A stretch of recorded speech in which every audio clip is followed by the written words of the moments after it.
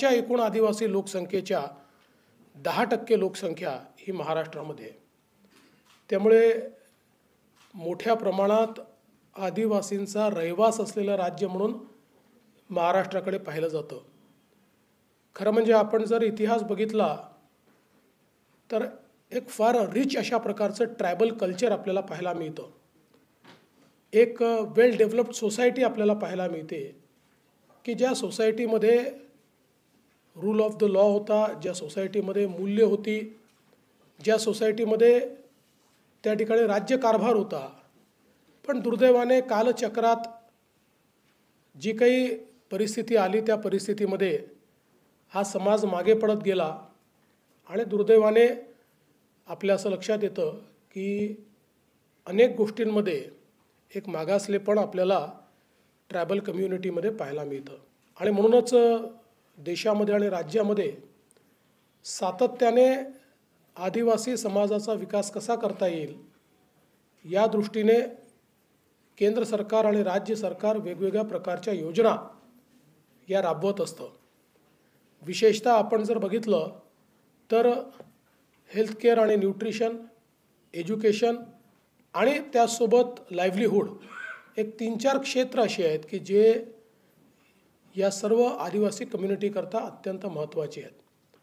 आज आपण पाहू शकतो की मुंबईपासनं 100 किलोमीटरवर असलेल्या पालघरमध्ये देखील मोठ्या प्रमाणात आपल्याला स्टंटिंग दिसतं, जी एक आपल्याकरता अतिशय काळजीची गोष्ट आहे. आपल्याला माहिती आहे की स्टंटिंग आणि वेस्टिंग या 2 गोष्टी भारतामध्ये सर्वच कम्युनिटीमध्ये आपल्याकरता फार काळजीच्या आहेत. पण त्यात ट्रायबल कम्युनिटीमध्ये या आपल्याला मोठ्या प्रमाणात दिसतात आणि याचं कारण लॅक ऑफ न्यूट्रिशन. आणि लॅक ऑफ न्यूट्रिशनची सुरुवात ही जी आई असते त्या आईपासून होते.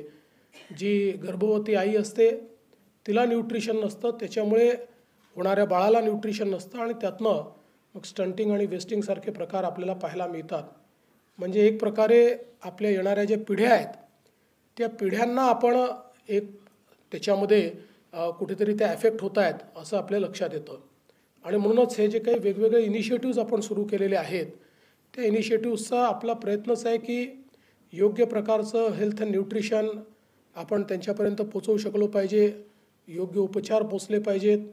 वेगवेगळ्या योजनांच्या माध्यमातून आई असेल किंवा मुलगा असेल यांना पूरक पोषण आहार त्या ठिकाणी मिळाला पाहिजे. अशा प्रकारचे अनेक प्रयत्न आपण करत असतो. सन्मान योजनेचा 19वा हप्ता हा त्या ठिकाणी आपल्या खात्यामध्ये जमा करणार आहेत. मोदीजींनी ज्यावेळेस किसान सन्मान योजना सुरू केली त्यावेळी काही लोकांनी टीका केली. पण आज शेतकऱ्याच्या अडीअडचणीच्या काळामध्ये या योजनेच्या माध्यमातून शेतकऱ्याच्या आणि छोट्या शेतकऱ्याच्या खात्यामध्ये जाणारा पैसा हा अडीअडचणीला त्याला कामाला येतो. आणि मला या गोष्टीचा आनंद आहे की महाराष्ट्रामध्ये आपण त्यालाच अनुसरून नमो किसान सन्मान योजना सुरू केली आणि मोदीजींच्या 6,000 रुपयाबरोबर महाराष्ट्राचं सरकार देखील 6,000 रुपये देतं. आणि लवकरच आपण हे 3,000 रुपये त्यात अजून वाढ करणार आहोत. म्हणजे वर्षाला 15,000 रुपये हे आमच्या शेतकऱ्यांच्या खात्यामध्ये या योजनेच्या माध्यमातून निश्चितपणे त्या ठिकाणी जातील.